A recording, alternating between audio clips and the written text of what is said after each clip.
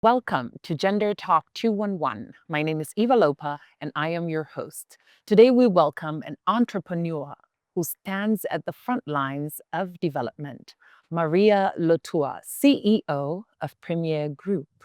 Maria, you are most welcome to the show. Thank you. I can't believe this is your first time on the show, and we have not had you for this long. Yes, it's long. I'm actually really privileged, and thank you for having me.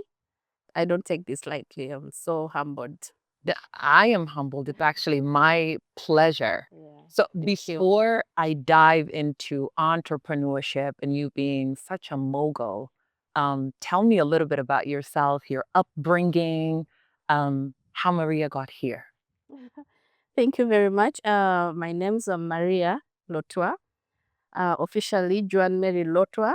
I was born in Juba Teaching Hospital, actually, and left for Uganda in 1992. We're still babies during the war in Juba. We were staying in Lologo, in a suburb called Lologo. So then left for Uganda and started life from Uganda. Started from the refugee camp, partly, to be specific, at Jumani in Alere refugees camp. And for 2 years, then I moved to Uganda, did high school. Went to uni in Uganda. So the entire Civil War time I was in Uganda. That's where I started, yes. What did you study in uni? Business administration. I did bachelor's in business administration and a bit of many courses, business-related courses. So you've always known that this is something you're going into? I think I've always been an entrepreneur. Yeah. From the tender age, I've always looked forward to making a cent from something. Yeah. So, during the war, it was really hard for many of us at the diaspora. So you had to, one or another, find a living. So as a young girl, I used to pick vegetables from the neighborhood, and then I would take to the next market. Yeah. So I've always been an entrepreneur. Yes. Yeah. I love that such humble beginning. It is. Yes. So tell me about homecoming. You come back to Juba and then, or what actually brought you back to Juba? Because it's usually a decision. What brought about that decision? I think it's always that spirit of entrepreneurship in me that I felt it's about time I go and see what I can contribute to the nation. And I was a bit young. I was really quite young. That was before uni. In Uganda, between high school and uni, you have 1 year break. So that 1 year break, I sat and thought, I'm going to sit home for a whole year before I join uni. And I could still do home chores. I had my nephew to babysit, but I was like, no. My cousin came to visit us in Uganda. So I was like, no, I need to come back with you to see What's happening? Yeah, to see what's happening in Juba. That was after the peace. And I just really wanted to see when I came. That was it. I actually do want to go back to uni. Really? I wanted to stay back because I came, I settled in. I didn't even know how to write a CV because I'm in high school. Yeah. But I could speak English, a bit of English and Arabic Juba. So then I asked my cousin to help me with a CV. I walked through the Juba town with my CV from one company to another.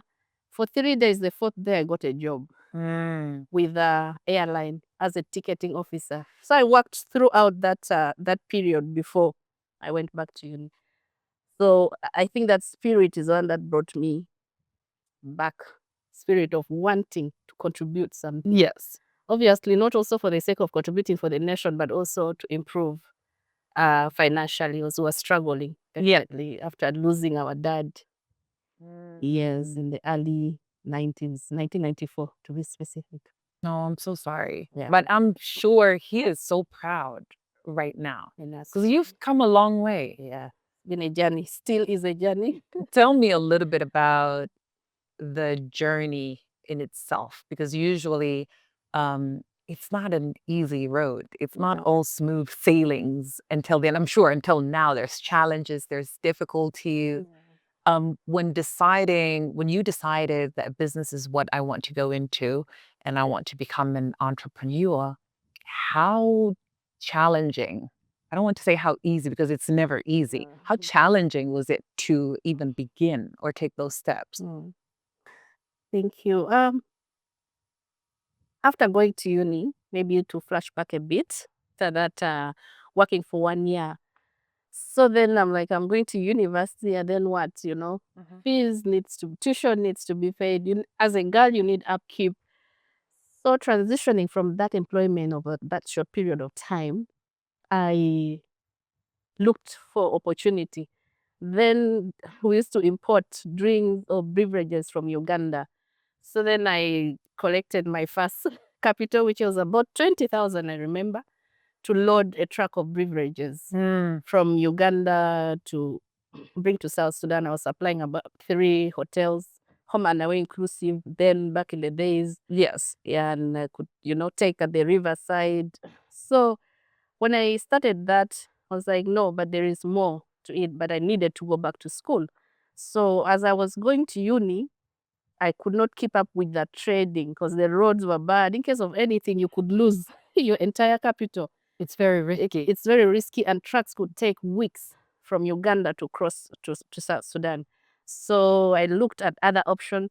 I was actually one of the first people to set up a salon here. Then I I didn't even know that. I had a salon. I had a salon called Classic Salon in Rock City. Oh. Yes, yes. Is it operation? No, Operating or no, that is like that's like the beginning, the beginnings. So yeah, then I started the salon, and it was doing well while I was studying. During holidays, I would rush back immediately. Yeah, and from there, in my 3rd year, there's always the program that you go and learn a bit of skills. So then I met a certain company that was dealing in construction equipments here in South Sudan. It's a Dutch company called Fleet. So they asked me if I could be their sales representative here. So that is how actually I developed the love for construction. So then from there, graduated 2011, I registered the company. So Premier Group is 14 years old now. Wow. Yes, we've been a decade in the business. Wow. The 14 years, 2011 it was registered. Yeah. So you actually 11th of envisioned. September 2011, that's when Wow. we got our certificate of incorporation. So you envisioned where it is right now. You actually worked for a very long time for it to get here. Right. I think it would be further if it did not be for the economic hurdles in the country. Would be further because obviously in the 11 years, the 14 years, there were years that were completely out of business. We failed at a point. I was a young girl, excited, didn't have financial discipline. So every check would get, I would travel the whole world. Yes. Yeah. Enjoying life. Enjoying life. Yeah. So we fail. And that is one of the business advices that I would give out there. Like, you need to embrace failure because you will fail at some point. Failing is not the issue. How to get back, yeah, is a concern. But if you're focused and you have your vision, you'll always bounce back. Yeah. Because the vision is in your mind. How you started the business is in your mind. So even if you get back to zero completely, it's okay, matter of time. Yeah. Give yourself time, and you mentioned financial discipline. yeah. That's one of the biggest problems we have. Not just in South Sudan, I think worldwide. Not many people have financial discipline. Well, how would you define that? In the context of companies, we need to be able to differentiate ourselves from the company itself. I am a different person, the company is a different entity. For example, if there is a case, they will sue Premier Group, right? They will not sue Maria. So if we have that in our mind, then you also know that the company money is not your money. Yes, it is not your money. You are entitled to dividends. For me, in Premier, I get salary, monthly salary, and then some allowances, then dividends. That is if the year is good and we've made profits. Yeah. But if there are no profits, then you have to survive with your salary and allowances. So financial discipline is knowing what exactly belongs to me in the company. If you make 100,000 as a check, you don't go away with that money. Right. You have to take it back to your finance or to your controller. Or if you're a company with a board of directors, you sit down and come up with plans. So that is one thing that entrepreneurs need to look into. Yes. I see when people sometimes get check colors, like people, you're excited. We want it at life. Yes, yes. So that being able to differentiate that this is the company, this is my company. Yes, it's doing so well. Like Eva, you can tell me, Maria, I need about 10,000. Is it there in the company? Yes. Is it mine? No. So meaning I You don't can have. give it. Exactly. No, wonderful. I really want to know more. And we'll come back to it right after this break. I want to know more about the start of Premier Group and what exactly was in your mind when you registered or even thought about it. We'll be right back.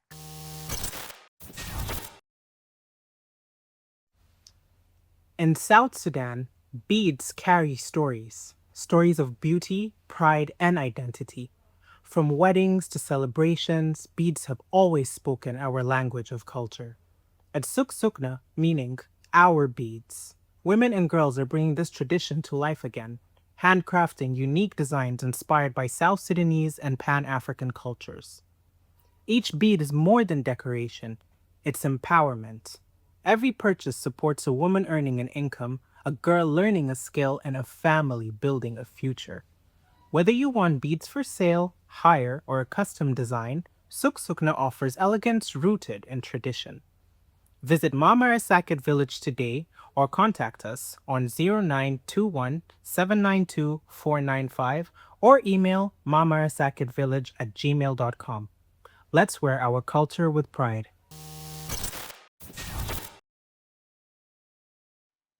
And we're back with Maria Lotua, CEO of Premier Group. Tell me about Premier Group. You said you registered it back in 2011. Yeah. So this vision came a long time ago. Where did it start? How did we get here? And why Premier? Why Premier Group?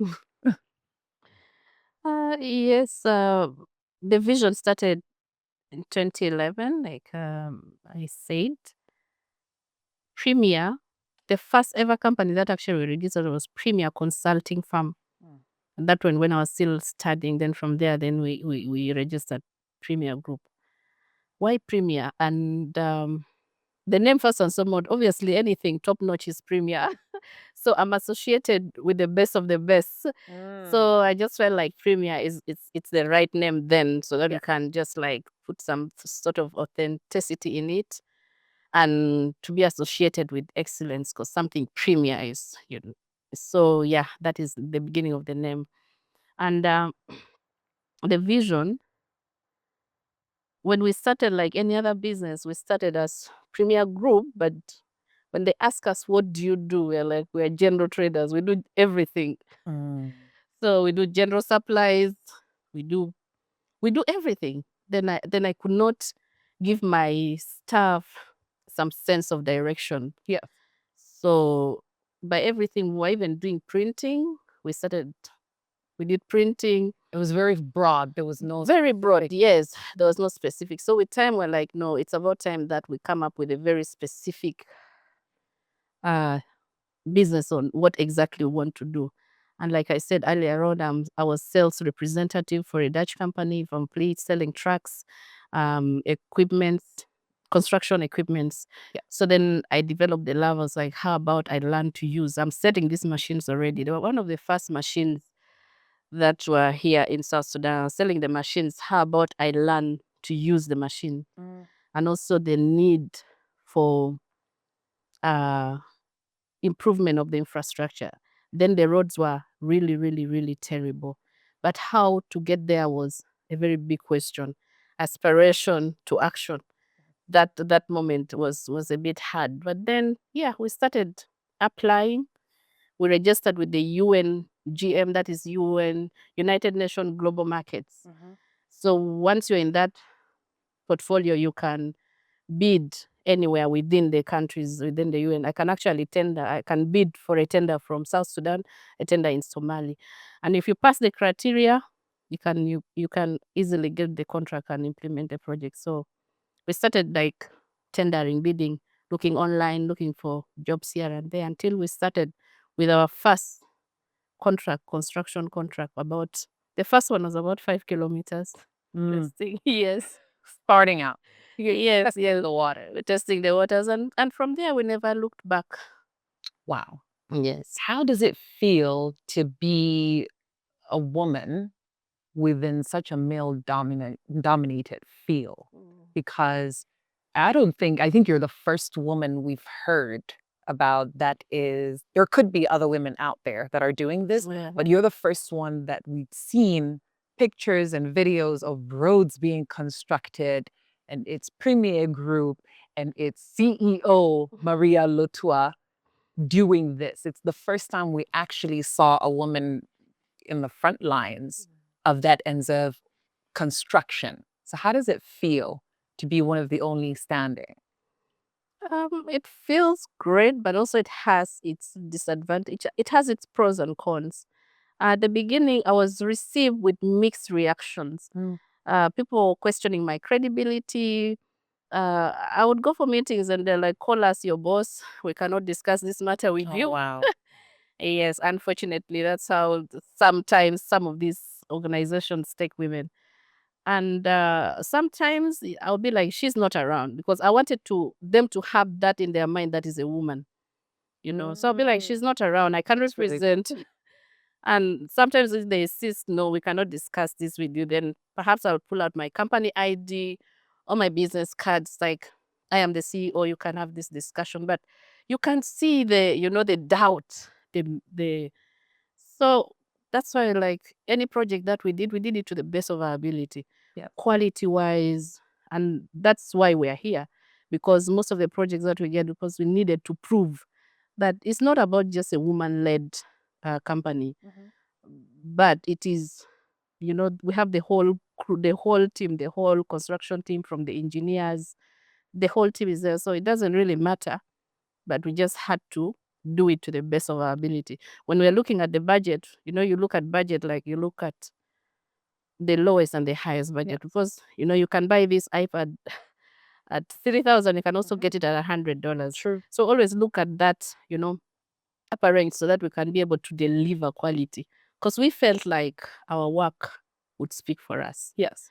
Especially being a woman-led company, So it was quite challenging in the beginning, but here we are, and we are. Do you feel like the things are different now?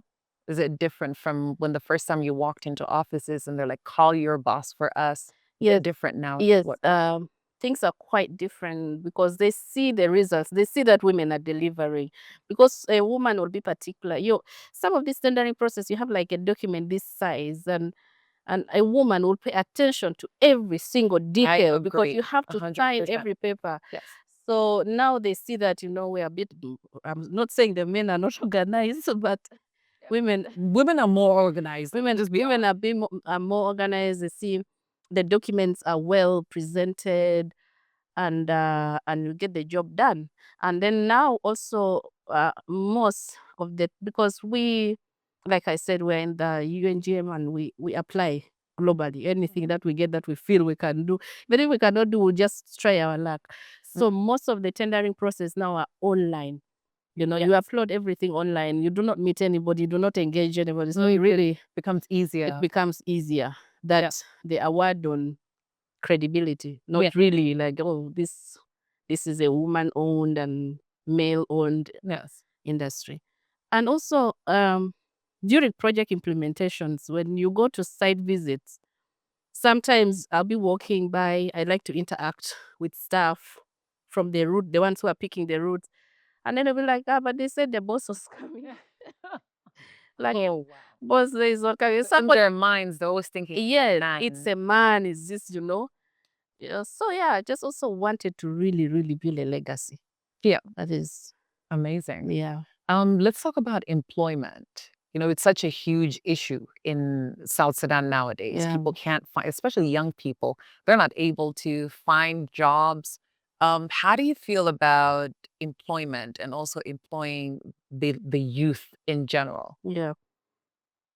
I think employment also goes hands in hand with the entire economic situation of the country.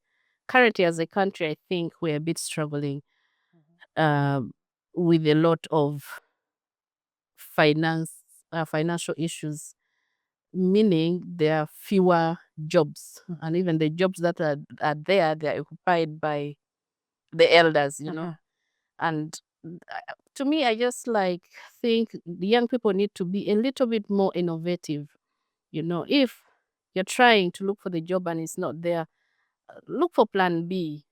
And because the employment issue is quite a huge issue now in the country. The gap is really big, the gap, and every day people are graduating from universities, and I think that's one of the things that actually keeps me to really, really work hard. As like, where will this stuff go from here? Yeah. Because currently we employ, as per project now, we have about 28, 27 staff. These are people also who have people looking, up to them. So it's a bit of a concern that we have to be more of job creators Yes. than looking for the Yes. job. Yes. Someone said before that South Sudan, it's almost like people or young people, instead of employees or workers, everyone is a hustler. Do you think that's the case? Do you think that's I true? think it's true. I think many people are hustlers, and the young people, we have really, really very innovative South Sudanese. We have very creative minds. Because if you look around, Eva, people are coming up with products, people are coming up with entrepreneurs, and believe me, it's just a matter of time, and they will be, they will be wherever the vision to be if they just keep being consistent. So if you look at the business environment, the young people, they are really out there, they're trying to really be Trying to good do at their best, yeah. trying to do their best. Yeah. It's just that the government needs to come out with some rules or policies that can favor them, like tax holidays. Because Premier, we pay taxes. I don't know about other companies, but we pay taxes. So in situations whereby the economy is really hard, the government has to really come in, intervene, and say, look, let us give them tax holiday for this period of time. Because it's done in other countries, Yeah. so that it can allow the businesses to breathe and grow. That is, but for the small to medium businesses, they just need to give them some support. We do not have any mentorship programs in South Sudan. And you can have the idea, but how are you going to implement that idea if you do not have nobody? Talking to people alone is helping, but you need that one-on-one mentorship The program. how is very Yeah, important. the how, yeah. Yeah. Because then there is a lot of fear. When you're starting, the fears are more than when you're already Yeah. in it. Yeah. Yes. I don't think there's a time where someone is more fearful other than starting out something new. Yes. Because you really have no idea You have what's no going to be the idea. outcome. What if I fail? What if it Yeah. doesn't succeed? What ifs? What ifs? So you need somebody to prepare your mind that it might fail. It might. Yeah. It might succeed. It might not succeed. It might succeed now. It might fail later. But how do you go through all these phases? Because entrepreneurship is like a curve, Yeah. You never have it straight. So you just need to mentally be prepared that anything can happen. When it happens, embrace it. Don't shy away. When I felt like I was walking with my head high, it was a very hard moment because many young people were looking up to me. And now here I am also but Yeah. the vision was there, and I was never shy about it. And that's why I talk about it, that I failed. I failed to the extent that I had to sell my office furnitures. I failed to an extent whereby I could not pay office rent for a period of time, to the extent that the most painful part was having to sit my staff down. It's like, guys, I think we have reached the dead end. Yeah. Yes. You were almost giving up. We gave up at the time. Because then you sell out your office furnitures, then what? You have nowhere, you have no office. We had no operations. But the vision was there. The project that brought us back to business, I got it from my apartment. We were just online looking for projects. I maintained one staff, was good. Online looking, but And that's how you just got. yeah, that's how we just got back. Wow. But when it come now to a point where you need to show presence, they had to find out how to get there. Yeah. And now, 11 years later, after you started, you registered the company. Premier Group is one of the most successful companies. How does that feel for you? It gets nervous. I get nervous so many times because then it is this thing that is on you that you have to be with it. You understand? But however, I look at doing another 10 years and I let the young ones take over because construction is really, really, one is capital intensive. Secondly, it's not easy. It is really not easy, especially when you get projects that are outside South Sudan. The logistical challenges in the country, the poor road network, moving machines. All of that contributes, yes. Yeah, so it's get tough. To be honest, there are projects whereby we don't even sleep for weeks trying to make sure that we get actually to the point of where the project is. So yeah, it gets nervous, but I know I'm building something that will be there for the generation to come. Definitely. You know, when I step aside, I can advertise Premier for someone to be the CEO and they'll run it because they have all the the procedures. We have our plan. You've laid the foundation already. We have laid, the foundation is very important. Yes, the foundation is so important in starting any business. Yeah. We need to start and you need to start from scratch.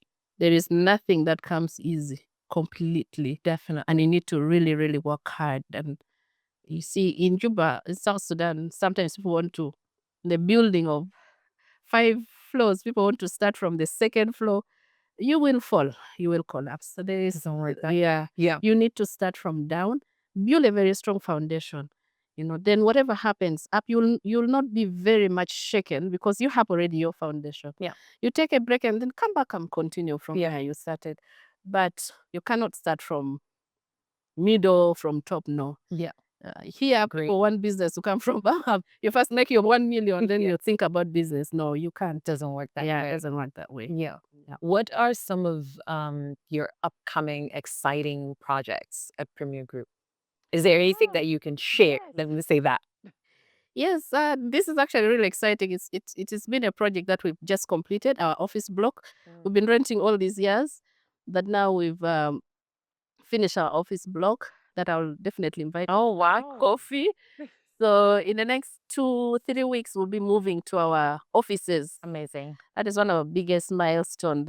But for now, construction projects in the country have generally gone down because of so many factors.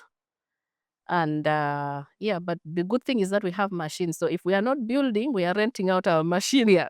So one way or another, we have a little bit of income coming here and there. Oh, this is a great achievement. Congratulations. Thank you. And it also tells us that sometimes your business might not have an office until 14 years after it Exactly. has been established. Yes. No, I love that. Yes. Thank And you. when we come back, I really want to, because I know you're a woman who does it all. You're also a wife, a mother, a Yes. sister, a friend. Yes. So I really want to know more about how you balance. We'll be right back.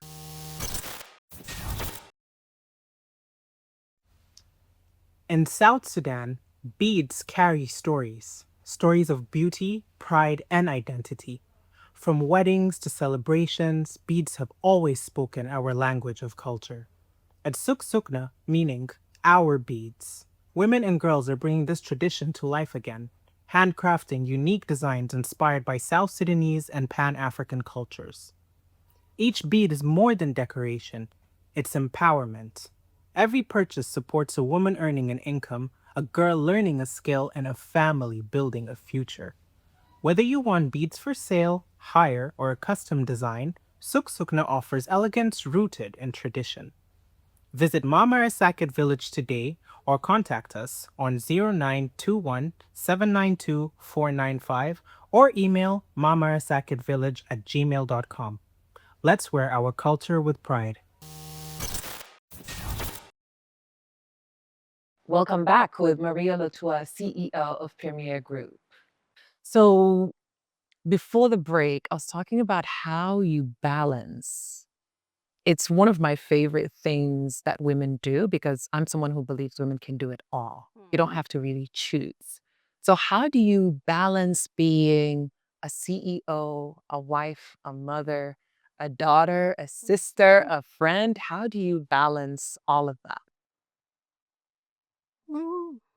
The balance, you can't have it all running smoothly. You cannot have your business running 100%. You can't have, you can't have it all perfectly. But if you understand that you don't have to be perfect, I try to be a very great mom, you know. So it gets hard because truthfully, you can't have it all excelling.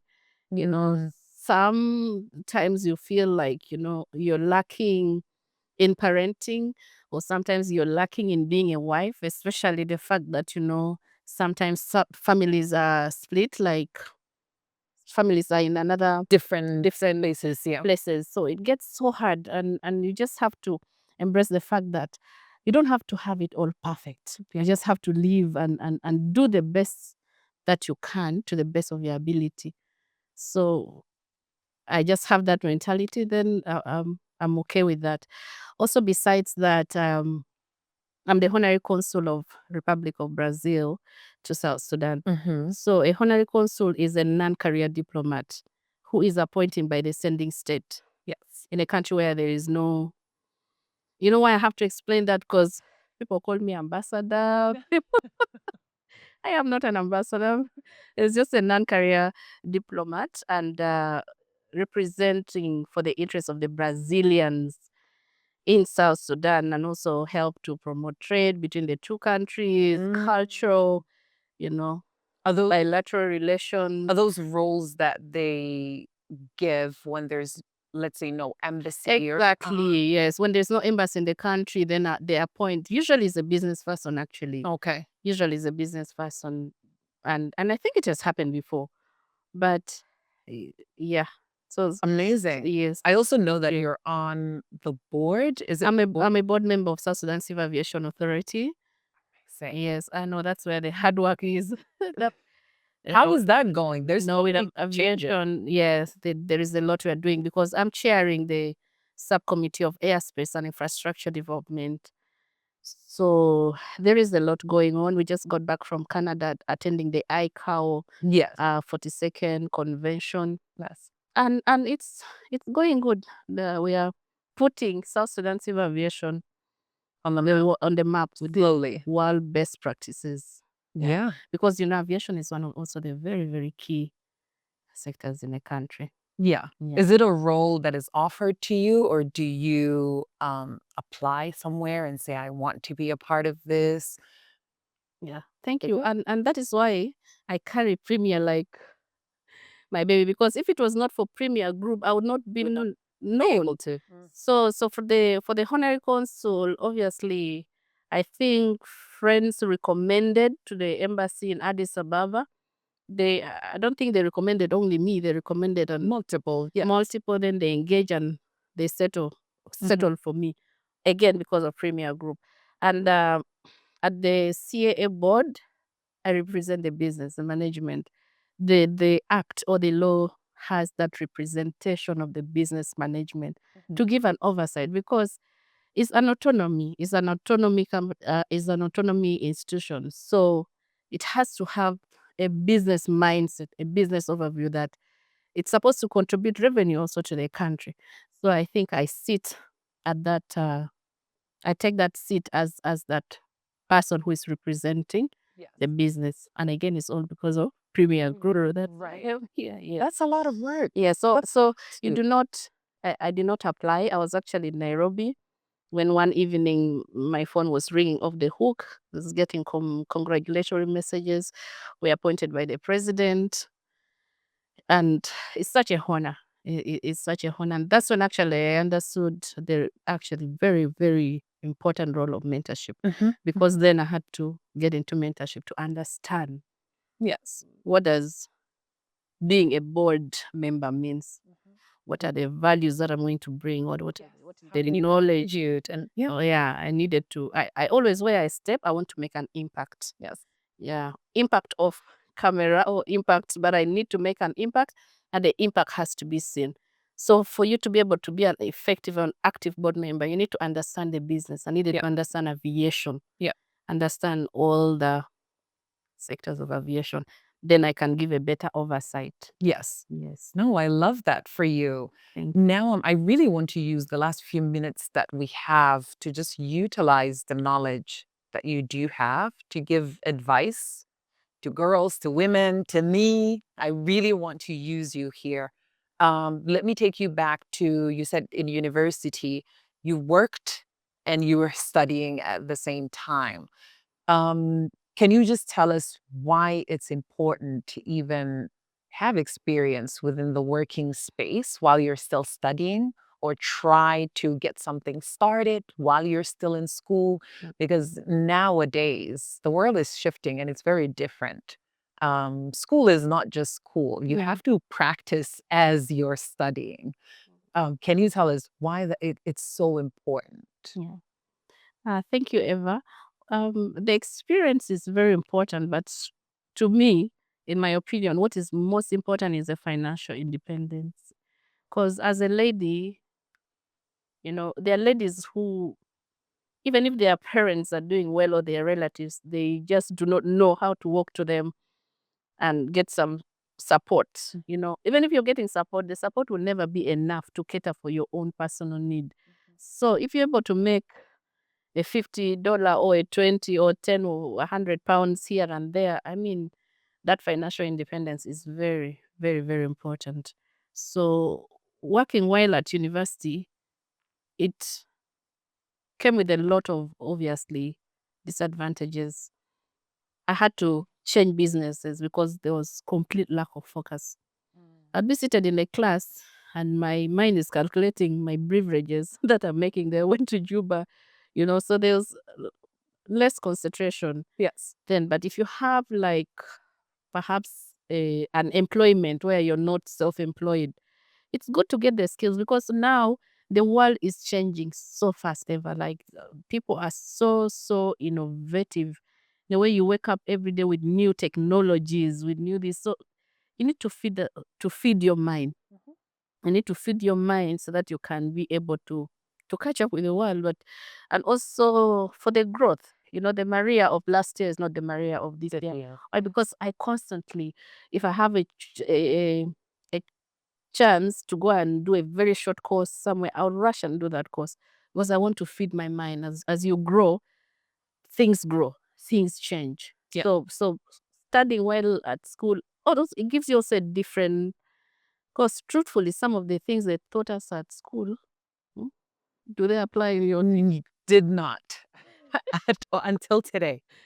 Yes. Yeah. So uh, being practical is really important. So get that knowledge, and just you can relate it with to me now, what I do mostly, I read books. I read books, you read, and then I relate it to my life, Yes. or to perhaps our situation in the Yep. country. Pick what applies to your context. Exactly. Yep. Yeah. So Wonderful. What about advice for women who have entered or are entering fields that are very male dominated? go in boldly, walk, keep your head high. People doubt your credibility, obviously, but that should be actually your motivating factor. Because the fact that you're doubting me, I need to prove to you that I can do it. I need to prove to you that it's doable, because everything is doable. It's just a mindset. And if you have that right mindset that it is doable, that even if the challenges are there, you can easily peruse through those challenges, because already you know that it's doable. And just go and do it, because It's possible. it's possible. Yeah, it's doable. And when you're doing something like I like what I've seen here, do it to the best of your ability. Avoid mediocre. Just don't do substandard things. Do it to the best of your knowledge and to your ability. Yes. Because what you do to the best of your knowledge will actually speak for you. It will look for you, Yeah.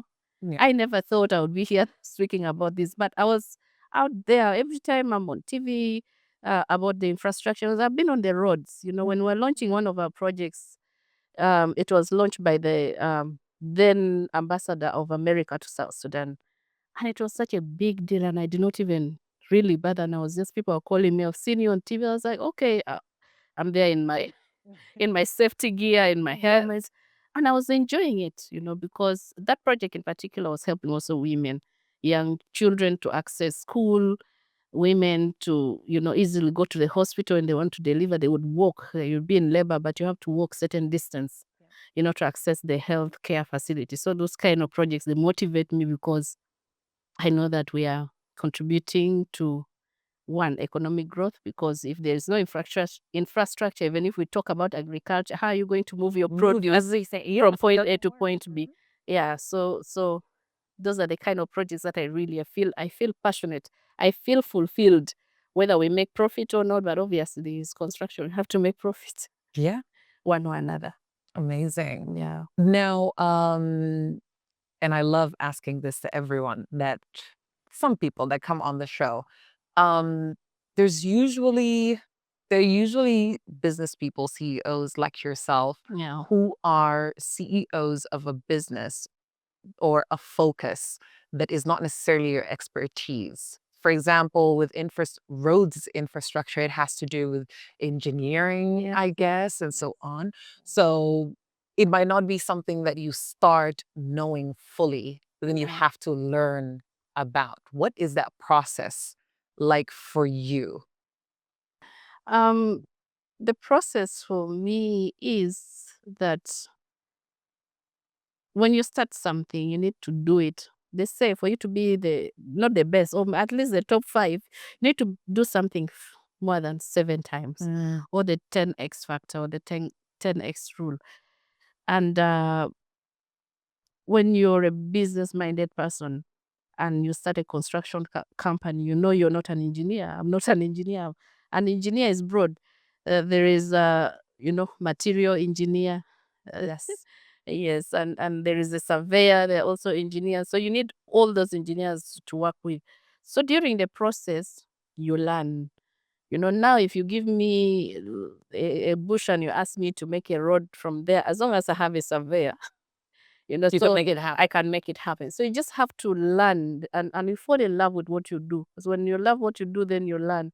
So I kept on learning, and when I go to the remote villages where we're doing projects, when I sometimes address the girls in the schools or take for them some help or mentor them, and they will say, Mama engineer Aja, like, Madam Mama engineer has come.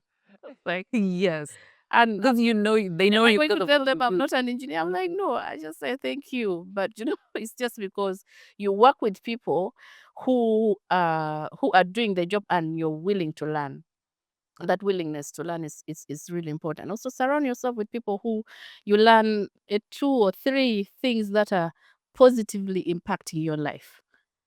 So then I was like, okay, I need to look at my environment. I need to perhaps have lunch with this engineer once or twice in a week, and we discuss about these processes to understand more. more. And if you see some of my pictures in one of the projects, I was standing behind the surveyor. I don't know how to use the machine, but I just want to see how exactly. So those are some of the pictures I was talking about. Yes, how is Seeing they you. exactly using this survey machine? So that willingness to learn, you do not have to do a business whereby what you learned, like, you don't have to be a doctor to start a hospital. Yes. Because one of the biggest hospitals in the region, the Aga Khans, are not the owner, the proprietor is not a doctor. But you need to develop that love and willingness, and then in the process you learn and you get better. Yeah. Yeah. They say that a CEO of any company does not necessarily have to know how to do every single part, but maybe has to know the process of every single employee they have. And Is that true? the technical know-how. Yes. Yes. Yeah. What would be your call to action for South Sudanese, for women, society? What is your call to action? My call for action is one is to really ask the government to implement the procurement act or the law, and to at least give certain percentage. If a tender is placed out there, you should say at least 30 or 40 should go to South Sudanese. Even if a national, I don't want to call them a foreign companies or the international companies, if they get the job, they should be given a rule to make sure that certain percentage has to go to local companies. You know why? Because the local companies are facing challenges in competing effectively with these international companies. In most cases, these international companies are branches, or they're just opening another sister company in South Sudan. They have a lot of experience, resources that the South Sudanese do not have, because this is home. You're just starting your company, and you cannot compete with this person who has been running his business for over the years and wanting now to have another subsidiary in South Sudan. So the government need to really protect the companies, Yeah. and the people. Also, secondly, is I see in other countries, when they advertise tender, there are certain tenders that are specifically for women. This one, women can apply. The other one, general. This one may be male, but there is that specific. So women should be able to, they should be able to give women a chance to compete among themselves, because competition is healthy. Yes. But you cannot compete with an international company that is coming from Egypt or from Lebanon or from Dubai, and you expect to win regardless, even if, because even if you win technically, financially, you will not have the financial muscle to implement. So women just need to be given that door. And I think this is something you need to pick up, because it is really doable, and there are a lot of ladies. Some women do not have the patience that if I bid 5 times and I fail, it's okay, I can bid again. They bid 5, 6 times, and they are, Give up. no, yes, they'll give up. And yet you can bid the 8th time and you win the tender. So I had to learn that, and I talked to my team, because I actually really value teamwork. In my office, you will not even know who is, everybody has something to bring to the table. So Even when you're answering questions right now, you keep saying we, yeah, never singular. yes. So it's very important. That is something that we really need to push, Eva, to have that exceptional certain projects that are directly to women, and it will really help. Yeah. Also, it will help the economy, because now, what is our current GDP? For example, we are not manufacturing. Our economy is Yeah. having a lot of issues. So we need to again find those mitigation, see how to support the local business people more. They are really going through a lot. I'm told now foreigners are fishing. They're taking our fish directly. Oh, wow. So it's quite horrible, because this thing negatively impact the economy.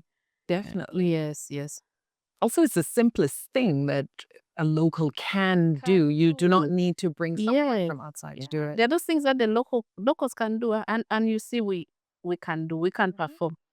I've seen local companies doing so well, in that if they are supported, they can cross borders. That is something that is motivating. Say, okay, this is doable. We can cross borders, but the government need to be a bit lenient with the private enterprises, especially the South Sudanese. Yes. And give certain percentage, give certain allowance, pass out certain regulations that you have to make sure that South Sudanese company participate or they compete. Yeah. Because they have the ability. They can do it. And that in the end will work out in the interest of the country. Exactly. Thank you. I'm humbled. Yeah. Thank you for having me. Thank you so much. And Yes. congratulations on all of the success. And I can't wait to see you doing even more and more. Thank you so much. Thank you, Eva. Thank you. And thank you for watching. I'll see you next time.